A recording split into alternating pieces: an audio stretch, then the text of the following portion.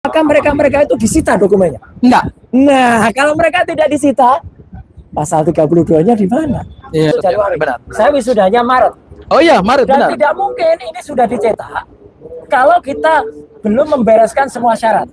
Alat-alat bukti saya udah lihat tuh USB kita di Kejaksaan Negeri. Iya, betul. Kan ada satu tas yang kemudian dibuka, satu amplop yang kemudian kita buka. Kalau ditanyakan berapa persentase kemenangan kita, gini, hukum kita tidak bisa kita presentasikan. Apalagi 11.000 triliun persen.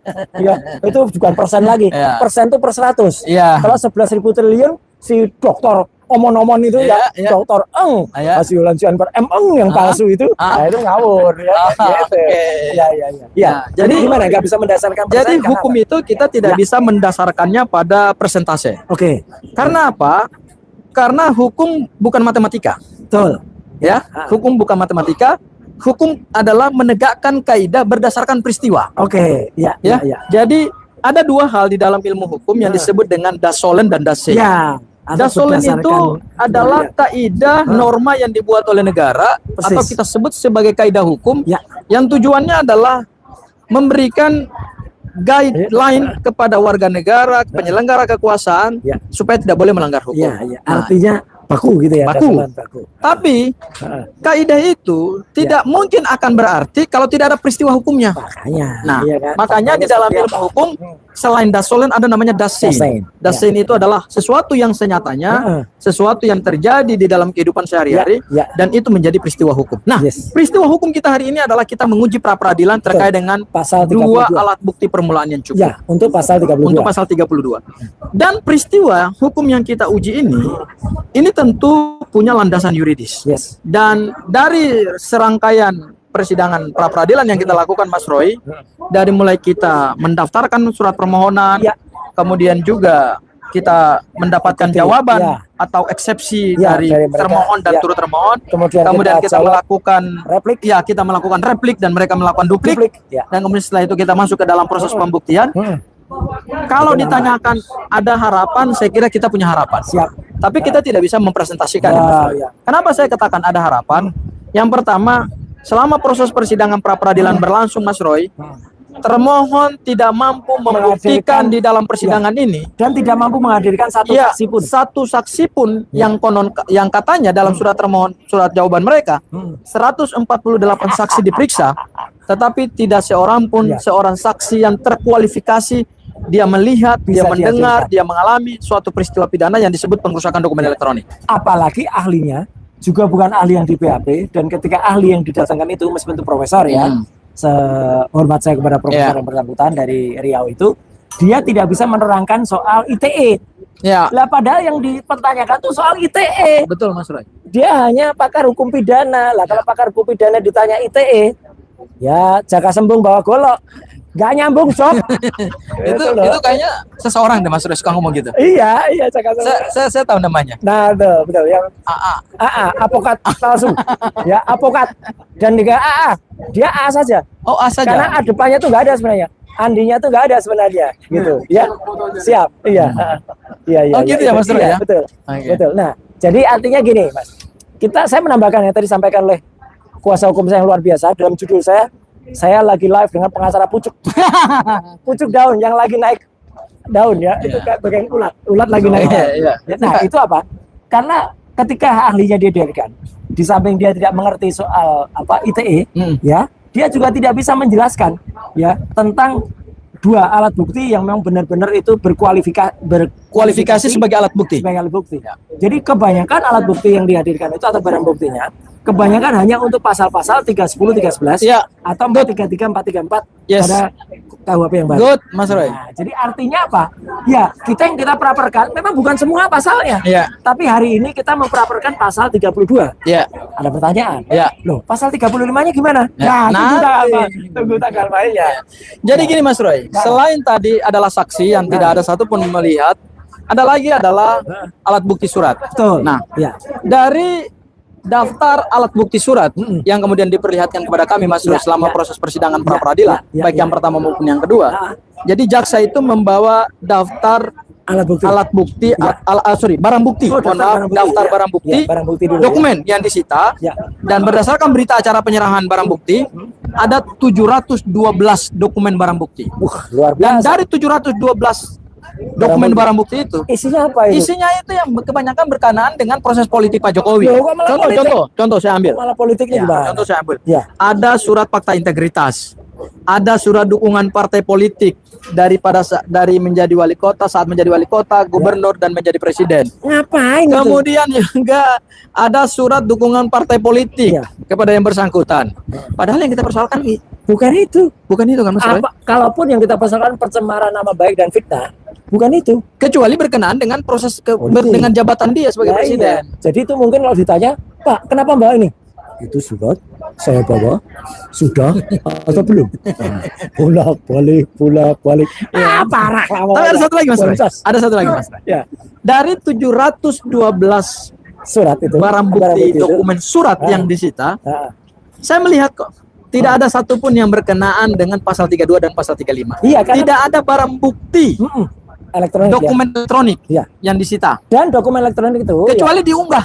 makanya Ada USB Nah, dan gini, itu punya pelapor. betul. Nah, itu dokumen elektronik nggak Mas Roy? Loh, itu yang namanya pasal 5 ayat 1 Ya. di dalam Undang-Undang ITE, baik Undang-Undang ITE nomor 11 2008, 19 tahun 2016 dan Ya. 1 tahun 2024. Itu tidak hanya kita membaca di pasal 5 ayat 1 bahwa pasal 5 ayat 1 memang berbunyi dokumen elektronik atau data elektronik adalah dokumen yang sudah dijadikan alat bukti hukum yang syah. Tapi tidak bisa yang syah itu, oh ini ada gambarnya, nggak bisa. Harus dalam kajian akademiknya harus bisa diakses. Makanya ketika hakim tunggal Pengadilan Negeri Jakarta Selatan beberapa hari yang lalu, Pak Iketut Darmawan mengakses langsung Ya.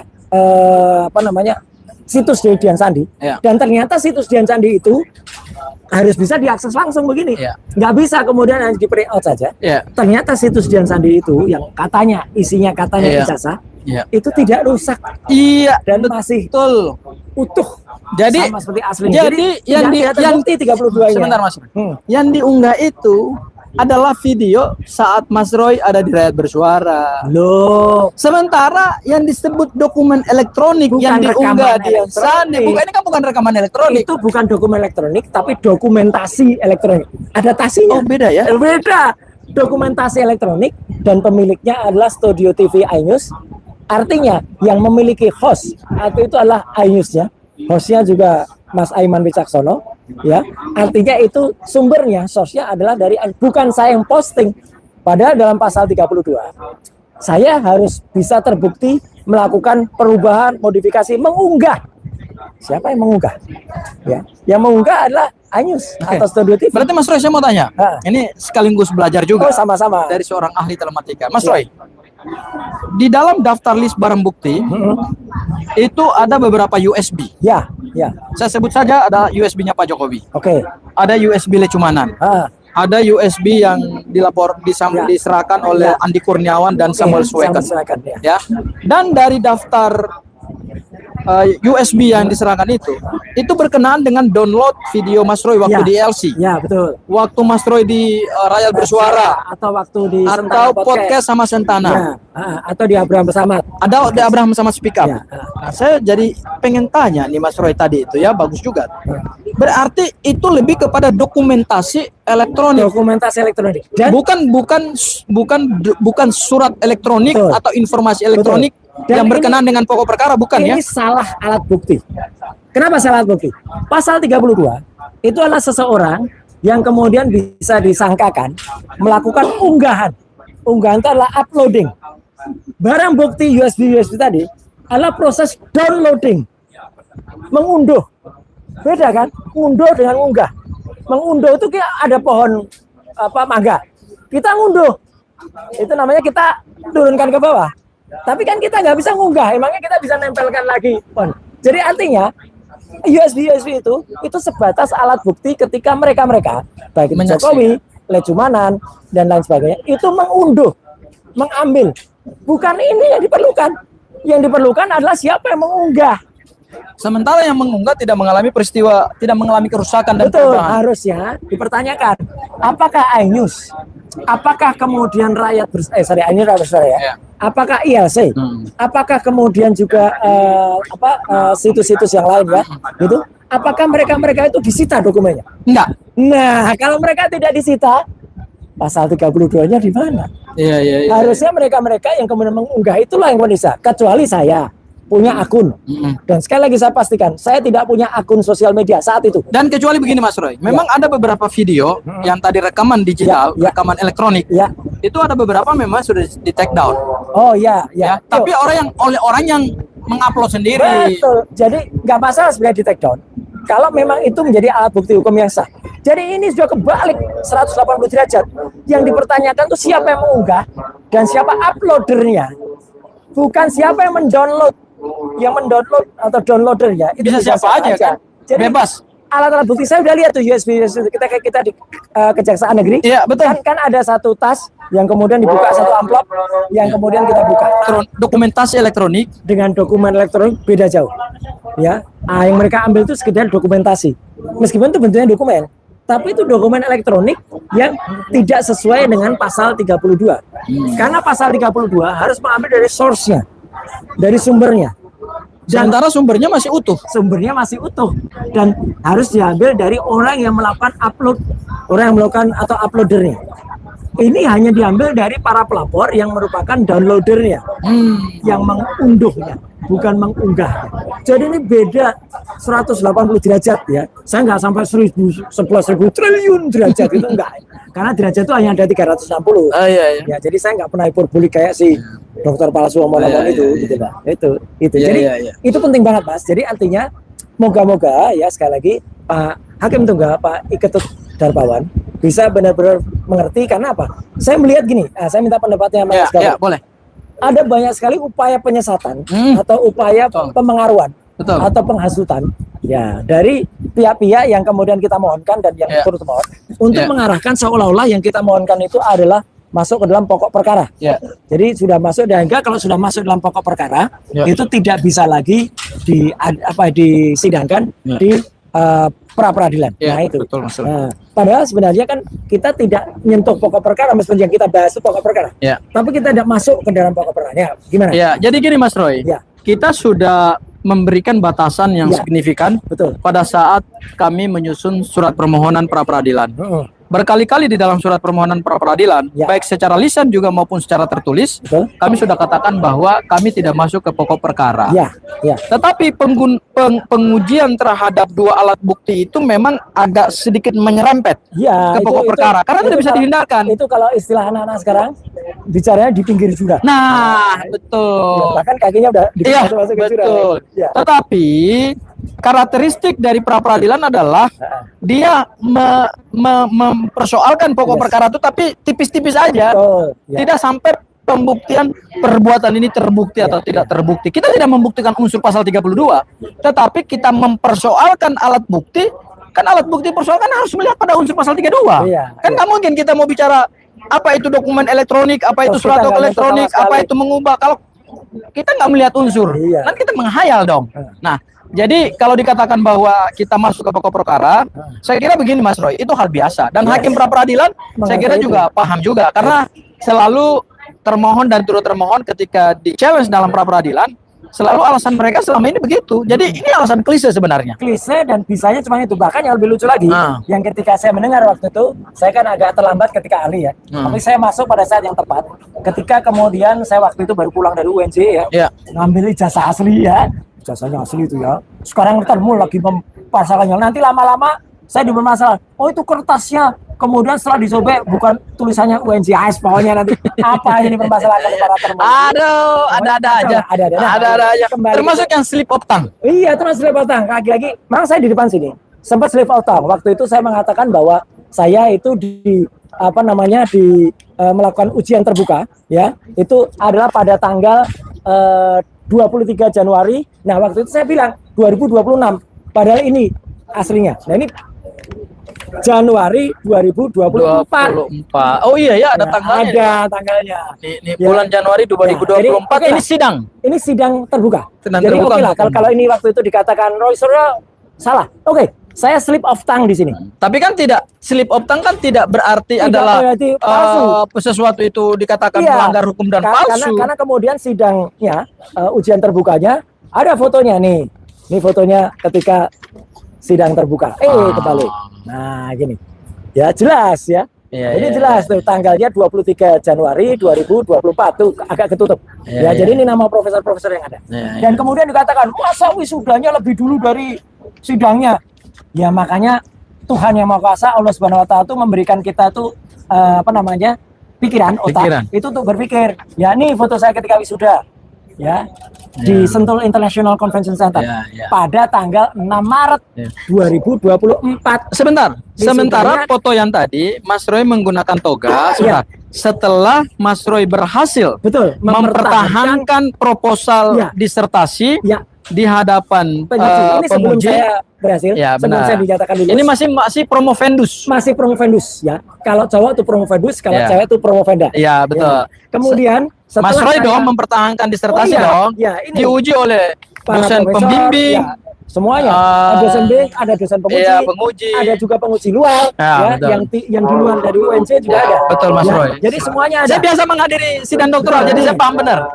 Ini saya ketika sudah dinyatakan lulus. Nah, berarti ini pada saat Mas Roy sudah diumumkan lulus bahwa saudara promovendus, saudara berhak menyandang gelar doktor atau DR dengan segala kewajiban yang melekat pada gelar tersebut. Betul. Nah, kemudian ketika tadi di wisuda, ini foto wisudanya mana? Orang-orang tanyakan. Nih loh foto ketika saya wisuda. Lah. Soalnya ada yang mengatakan begini Mas Roy. Masa pakai toga dulu sebelum wisuda? Ya nggak boleh. Loh tadi kan pada saat seseorang mahasiswa promovendus dinyatakan lulus, kemudian di kepalanya itu dipasangkan toga bahwa gelar doktor itu sudah sah. Dan seseorang itu kalau sudah dinyatakan sah Mas Roy, mau wisuda tidak wisuda itu ini bukti ketika saya di wisuda. Dan satu bukti lagi, wisudanya tanggal berapa nih? Saya ketika bersama istri, ini saya sendiri. Lihat tuh tanggalnya. 6 Maret 2024.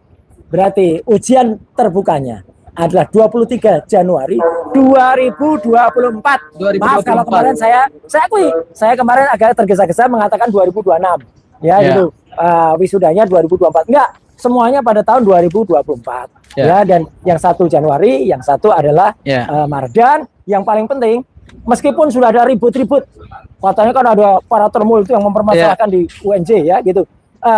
Alhamdulillahnya, meskipun itu sudah ribut gitu, saya tetap pada tanggal 15 Juli kemarin saya tetap mengambil yang namanya ijazah, nilai ijazah asli. Kalau yang punya ijazah tunjukin dong. Ini ada watermarknya. Ada watermarknya. Kelihatan. Padahal ini difotokopi loh. Iya, ini scan asli. Ini scan asli ya, bukan yang kata si A tadi itu. Ketika di acara Rabu Sore bilang ini scan asli, cocok. Ternyata itu hanya modifikasi dari uploadingnya Dian Sandi. Kalau ini asli. Dan bukan hanya ini. Ini sebentar, saya mau uji dulu. Saya mohon maaf, saya mau uji dulu Mas Roy. Silakan. Pertama ada emboss. Ini ada embossnya ya. Ada watermark. Kemudian kedua ada watermark. Universitas Negeri Jakarta. Kemudian yang ketiga ada lintasan stempel yang kena ke jas dan foto.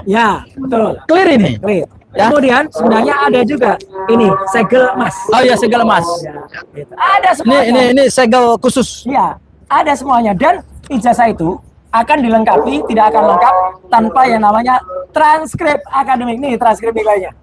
Coba saya lihat nilainya Mas Roy. Itu nilainya. S3 doktor.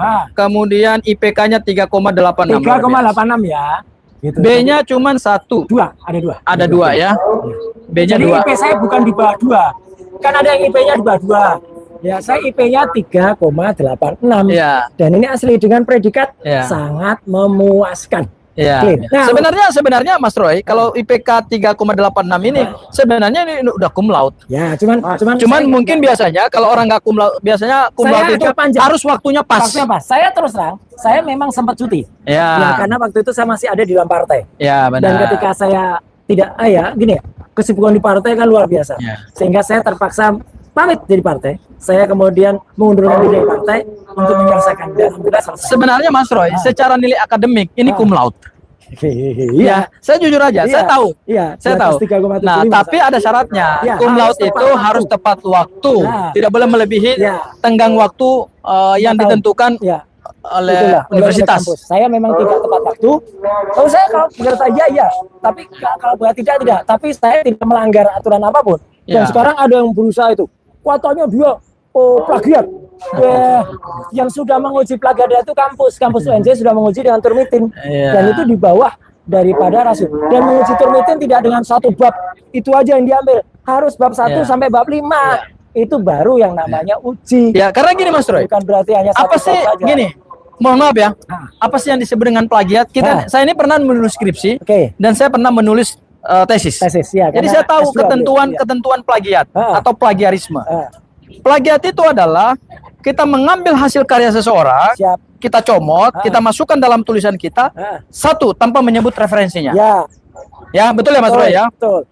Seolah-olah itu adalah hasil karya ilmiah ketika. Ya, dan datanya juga yang diambil itu adalah data dari yang kita ambil. Ya. Kemudian hasilnya hasilnya mirip atau sama, hanya diubah. Misalnya tadinya PT Maju Berkembang, kemudian jadi PT Berkembang Maju. Nah, itu baru namanya itu plagiat. Ya. Jadi namanya kita comot Ah. dari hasil penelitian orang, kita ubah Ya. dengan teknik kita, Ya. sehingga seolah-olah kita mendapatkan hasil penelitian Itu terbaru. namanya plagiat. Itu Dan namanya harus diperiksa plagiat. dari bab 1 sampai Ya. bab 5.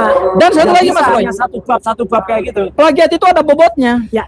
ada rentannya, ada range-nya gitu loh. Ya. Kalau- Kalau hasil dari UNJ sudah memastikan bahwa UNJ itu range saya kalau dicocokkan dengan namanya turnitin, ya itu Maksimal di bawah, berapa? Maksimal kalau UNJ itu 20%. Oh, 20% dari Ya. hasil karya ilmiah ya. Kalau saya memang kebetulan 17%. Jadi itu clear.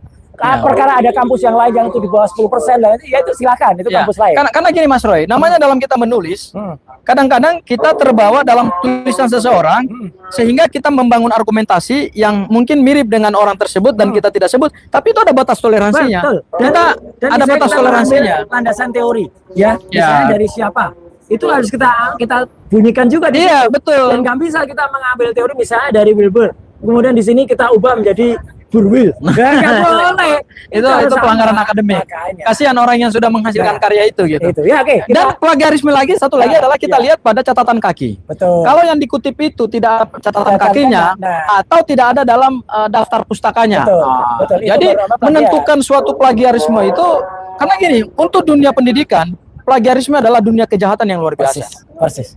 Dan sekarang itu yang lagi coba di jahat ya, lagi coba dikejar, lagi dimirip-miripin. Contoh lagi, ini bukan plagiat tapi mungkin sudah tapi lupa. Adalah nama orang yang namanya Pak Kasmujo. Ya, Pak Kasmujo itu katanya adalah dosen pembimbing. ya, Waktu itu sebelum diributkan dia bilang tuh dosen pembimbing skripsi. iya, betul. Bola-balik. Padahal tidak ada nama Kasmujo di skripsi. Iya, Tidak ada sama sekali. Yang ada adalah nama Profesor Dr. Iya. Ahmad Sumitro. Betul. Itu pun ditulis Profesor Doktor pada skripsi yang konon katanya tahun 85. Iya. Padahal Profesor Dr. Insinyur Ahmad Sumitro itu baru dikukuhkan jadi profesor itu pada bulan Maret Iya. tahun 86. Beliau belum mengukuhkan atau mengucapkan pidato guru besarnya. Iya. Jadi ini lain ya. Sebelum saya dikukuhkan sebagai atau diwisuda sebagai apa namanya doktor atau dipastikan sebagai doktor, itu juga tidak boleh menggunakan toga. ya. Iya, baru ketika sudah lulus baru saya menggunakan toga. Iya. Perkara wisudanya kapan? Oh itu Nah, persoalan lain lagi. teknis, itu persoalan teknis. Ah, Tapi bukan kan soal yang wisuda. penting ketika seorang promovendus berhasil mempertahankan karya disertasinya dalam sidang terbuka Ya. dan kemudian mendapatkan penilaian dan kemudian hasil putusan rapat dewan penguji ya bersama promotor ya kan ada promotor Ada kopromotor promotor, Ya. ada penguji ada penguji dalam penguji luar dan hasil keputusannya adalah disertasi tersebut diterima sehingga promovendus dinyatakan lulus dengan gelar doktor Ya. dan berhak menyandang gelar itu selesai. Betul. Makanya waktu itu Itu putusan hukumnya Iya. itu. Makanya waktu Produknya itu nanti Iya, betul. bisa diambil kapan aja. makanya kan produknya kan orang bilang kan kemudian mana kok ijazahnya baru diambil sekarang? Ya nggak apa-apa. Saya Mas Roy mohon maaf, saya belum doktor, tapi saya sering menghadiri sidang doktoral. Betul. Jadi saya tahu gitu loh. Jadi setelah dinyatakan lulus itu memang kita pegang ini. Ini namanya surat tanda lulus. Oh iya. Perhatikan baik-baik kalimat saya ketika yang dipermasalahkan waktu itu ya. Saya waktu itu jelas betul mengatakan, mana anunya? Saya mengatakan, ini ijazah S1 saya. Kalimat saya begitu. Ini ijazah S2 saya mengatakan begitu. Dan ini S3 saya nggak bilang ijazah. Dan ini S3 saya. Perhatikan lagi kalimatnya. Jadi nggak ada yang kemudian saya mengatakan ini ijazah saya. Enggak, saya tahu ini bukan ijazah. Mas Roy, mohon maaf. Ya. Saya waktu lulus S1 pertama kali dari UI. Ya, Saya juga surat dikasih tanda ini lulus. juga surat tanda lulus. Iya. Dan semua mahasiswa, bukan mahasiswa ya, semua yang sudah dinyatakan lulus, itu sebelum dicetak ijazahnya dikeluarkan ini tanpa batas waktu. Betul. Artinya kita juga boleh ngambil kapan saja. Boleh ngambil kapan Dan saja. makanya- Dan itu digunakan untuk melamar kerja. Kan para Baik ke terus pemerintah, orang baik ke cek, swasta. "Wah, itu ijazahnya pasti cetak baru itu. UNJ harus bertanggung jawab." Cetak baru gimana? Ini tanggal 31 Januari tahun 2024. Baru ini kemudian itu tuh. ada. Mas Roy lulus bulan Januari juga dinyatakan lulus itu sidang serata muka 23 Januari. Oke, berarti benar. Ini 31 Januari. Benar. Saya wisudanya Maret. Oh iya, Maret Dan benar. tidak mungkin ini sudah dicetak kalau kita belum membereskan semua syarat. Syarat akademik, Syarat akademik. syarat administratif, Betul. syarat finansial. Ya, itu ada semua. Makanya saya wisuda. Nggak boleh orang wisuda kalau misalnya dia belum lulus atau belum bebas perpustakaan istilahnya. Belum bebas pembayaran, nggak boleh. Hanya Ini memang yang mempersoalkan orang yang nggak ngerti sebenarnya. Ya, tapi ya udahlah. Dia boleh-boleh aja dia sok-sok ngaku ngerti, sok ngaku sebagai wakil alumni. Ya kita lihat saja lah nanti. Tapi Mas Roy, aku ingin kembali lagi kepada Pak Kasmojo tadi. Oh iya, ini menarik. Karena akulah yang membaca berita acara pemeriksaan Pak Kasmojo. Oh, sudah Di sidang. Oh iya dong, secara sah loh ya. Iya, serasa. Saya membacanya secara sah, Karena tidak melawan hukum. Kami sudah dapat berkas. Karena saya bacanya justru di hadapan hakim. ya. Pada saat termohon, yaitu Polda Metro Jaya menyerahkan alat bukti, mereka menyertakan beberapa BAP. Betul. Termasuk salah satunya. Ada 2 BAP, Ya. yaitu PAP Pak Jokowi dan PAP-nya Pak Kasmojo. Weh. Dan saya bacanya di hadapan hakim. Ya. Dan hakim membolehkan. Ya. Memang saat itu ada keberatan. Jangan baca terlalu lama. Hakim mengatakan nggak apa-apa. Ya. Bapak saya kasih hak untuk baca. Silahkan baca. Karena Bapak punya hak hukum untuk baca. Dan yang menarik, Hanya si termohonnya diam. Dan yang menarik begini, seorang mahasiswa kalau masuk itu kan dia langsung didampingi oleh dosen pembimbing akademik. Ya. Nah, pertanyaan saya untuk Mas Gafur yang Ya. saya baca, apakah Pak Kasmojo pada saat tahun 80 ya itu sudah menjadi dosen pembimbing akademik dan apakah pangkatnya sudah sah di situ? Gini. Yang pertama Mas Roy, dosen pembimbing skripsi itu adalah Pak Ahmad Sumitro, Nah. based on BAP-nya Pak Jokowi. Betul. Ya. Dan Pak Jokowi menerangkan dalam BAP-nya bahwa dia bolak-baliknya itu dengan Pak Sumitro. Ya. Lama waktu tahun 2017 tuh bolak. Di depannya Pak Kasmojo. Iya. Ya memang Pak Ahmad Sumitro, mohon maaf, sudah nggak ada ya. Ya. Tapi kan nggak boleh kemudian dengan orang lain seolah-olah itu bolak-baliknya dengan orang lain itu. Nah, gitu. Ya. kemudian terkait dengan peran dari Pak Kasmojo, Pak Kasmojo memang di BAP Oke. dan BAP-nya singkat. Ya. Mungkin tidak ditanyakan banyak hal. Ya, karena beliau sudah sepuh. Ya, karena beliau sudah sepuh dan sepertinya pemeriksaan itu di rumah Pak Kasmojo. Oke. Karena ada foto bukti pemeriksaannya ya. Nah, dan kelihatannya masih sakit saat itu. Pak Kasmojo itu hanya menerangkan beberapa hal. Ya, misalnya. Yang pertama, beliau adalah dosen pembimbing akademik, bukan Kalau skripsi. pembimbing akademik justru sebenarnya dari awal. Nah. Masuk tuh harus dibimbing oleh dosen pembimbing Dan akademik. ada 4 orang mahasiswa, Oke. 4 apa 5 Ya. yang menjadi mahasiswa bimbingannya. Oke. Salah satunya adalah Pak Jokowi. Oh, dia mengatakan itu. Ya. Ya. Dan kedua, dimulai dari kapan? Saya nggak bisa buka di sini. Oke. Karena itu materi persidangan. Oh, siap. Nah. Karena itulah akan menjadi challenging buat kita Betul. untuk mengejar keterangan UGM Ya. dan keterangan Pak Jokowi. Jadi ada sesuatu di situ. Ya. Ya, pada Ada tahun sesuatu berapa- kejanggalan besar. besar. Besar. Karena sekali lagi yang namanya dosen pembimbing akademik itu adalah mulai dari awal. Saya dulu dosen pembimbing akademik, saya namanya Pak Bambang Setiawan. Tapi gini Mas Roy, kalau kita mau mencari kebenaran material, termasuk juga dalam perkaranya Bu Tifa, Ya. saya kira Pak Kasmojo tetap harus dimintai keterangan, Yes. termasuk lewat Zoom. Nggak apa-apa, Iya. karena sakit, Masih dibenarkan, sakit. dibolehkan. Tetapi Pak Jokowi nggak boleh lewat Zoom. Oh iya, harus datang. Ya harus datang. Kenapa kami ingin datang? Karena dia saksi pelapor. Satu saksi pelapor, delik aduan absolut, tapi ada hal yang penting. Ya. Seorang saksi kan harus digali keterangannya berdasarkan juga apa yang ada dalam ijazahnya. Betul. Bagaimana kita mau tanya ini fotonya, ini Iya. ini kacamatanya, ini bibirnya yang Kalau kata orangnya Bang Rustam Zoom. tebal. Kalau orangnya ada di Zoom, terus tiba-tiba sinyalnya rusak. Iya. Kita nggak bisa dapat keterangan. Makanya jangan lari dari tanggung jawab ya. Tetap harus Ya. datang. Nah, menurut saya Pak Kasmojo harus tetap diperiksa lewat Zoom. Ya. Karena saya yakin dan jujur, kalau Pak Kasmojo ditanya beberapa pertanyaan kunci, beliau pasti akan jujur. pasti.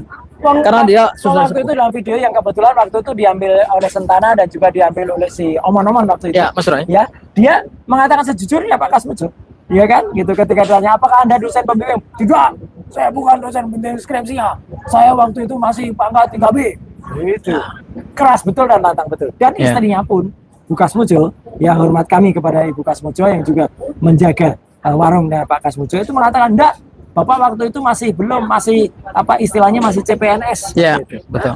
Mike, Gitu, Mas Roy. Apa? Kita beberapa jam lagi akan menunggu. Oke. Ini ruang sidang utama Profesor Umar Seno Ya, Aji. betul. Ini salah satu ahli hukum loh. Oh iya, betul. Umar Seno Aji ini salah satu terkenal, ahli hukum. Profesor Umar Seno Aji. Iya. Sekarang menjadi ruang sidang utama dan kalau teman-teman mengatakan ruang sidang paling Jakarta Selatan kok kayak gitu ya. Memang ini ruang sidang sementara. Sementara, gedung sementara. Ini ruko ini sebenarnya. Iya. Rumah toko yang kemudian dipakai oleh pengadilan negeri karena kantor aslinya sedang direnovasi. Ya, gedung aslinya sedang direnovasi. Iya kan, gedung aslinya. Ya, maaf. gedung pengadilan Kadang-kadang sedang. nanti termul bilang itu kantor, ruang sidang kok kantor. Ya, memang ada kantornya. Tuh, ya kan? Itu memang ada. Ya, ya. Gitu. Oke, kita Nah, Mas Roy, aku mau tanya satu, Mas. apa itu? Mas Roy yakin nggak Pak Jokowi hadir? Enggak. Iya, saya apa ya? Meskipun kita sangat berharap dan sangat mendesak dia hadir. Iya. Tapi akan ada banyak cara yang kemudian dilakukan untuk dia. Karena gini, perbedaan karakteristik dari sidang pra peradilan dengan sidang pokok perkara. Kalau di sidang pra peradilan itu, Mas Roy, kan speed trial. Oh iya, Jadi hakim itu sudah menentukan batas waktu. ya. Pemeriksaan saksi yang hanya boleh dilakukan maksimal dalam 30 menit atau 40 menit. Betul. Dan sudah dibatasi waktunya nanti. Waktunya. Kita tunggu ya repliknya jam berapa, kita Ya. tunggu publiknya jam berapa. Tapi kalau Pak Jokowi hadir di pengadilan, kalau hadir dari jam 9, mungkin saya mendengar dari beberapa tim kuasa hukumnya Bu Tifa, Wah, akan mereka akan mempertahankan Pak Jokowi sampai jam 10 malam. iya, akan sampai 1000 pertanyaan. Hah? 1000 pertanyaan. 1000 kan? pertanyaan. Dan Bahkan- dalam sidang pokok perkara tidak boleh dibatasi. Iya, dan bahkan Pak Al-Katiri salah satu kuasa hukumnya mengatakan ini sidangnya bisa 3 tahun. Karena katanya satu hari satu saksi. Iya, satu hari satu saksi. Padahal salahnya sendiri ngajukan saksi sampai 148. Ya. Coba 148 itu kalau ke satu hari dan hari kerja Ya. berapa hari itu? 148 hari. Iya kan? Iya kan? 148 hari itu artinya itu sudah 3 bulan sendiri. Itu kalau full semua kan? Oh, beda dong. Kan sidangnya kan 1 minggu sekali. Ya makanya itu kalau Berarti 148 minggu. itu 148 minggu. ya setahun udah. Hah? Itu setahun sendiri udah. Setahun Iya. 12. Sehari kan ada kan lebih ya. Lebih dong, Mas Roy. Lebih. Sorry. 3 tahun kata Pak. 3 tahun benar. Belum ahli. Ahlinya 22. Ya. Belum Jokowinya sendiri. Hah? Jokowi kata Pak kalau kata Pak Al-Katiri 2 hari ya. Nah, makanya kita tidak yakin ya dia hadir karena segala cara sudah disiapkan. Nah, konon katanya sudah disiapkan sumpah. Nanti sesuai keterangan dalam BAP aja nanti BAP dibacakan. Tuh. Oke, saya mau jujur aja. Kalau BAP-nya Pak Jokowi dibacakan, itu nggak ada menerangkan yang 10% atau 5% hanya soal sekolahnya dia. Terus Iya. apanya yang mau dibuktikan soal ijazah Pak Jokowi? Makanya. Isinya adalah fitnahnya Mas Roy. Isinya adalah kajiannya Mas Roy. Kalau Isinya dianggap itu pencemarannya Mas Roy, Bu Tifa. anggap ini BAP dibacakan. Nanti BAP itu letakkan di atas meja. Terus BAP Anda merasa difitnah. BAP-nya ngangguk. Nah, itu berarti baru benar. Akurat jelas. Berarti itu namanya sidang dagelan. Makanya. Kasihan dong. BAP yang ditanya. Kasihan dong Bisa. untuk perkara besar. Ini kan perkara besar loh. Perkara sangat besar dan ini laboratorium hukum yang sangat baik Yes, good. untuk penerapan KUHP dan KUHP yang baru. Dan untuk pra peradilan termasuk juga adalah ini jadi kesempatan dan ayo masyarakat belajar dari permohonan pra peradilan kami karena Anda tidak dibatasi hak hukum Anda. Betul. Sepanjang Anda punya bisa mendalilkan sesuatu dalam pra peradilan, ayo monggo. Mulai saat ini ketika saudara ditetapkan sebagai tersangka dan meskipun berkas saudara sudah dilimpahkan ke pengadilan, jangan berhenti untuk mencari keadilan.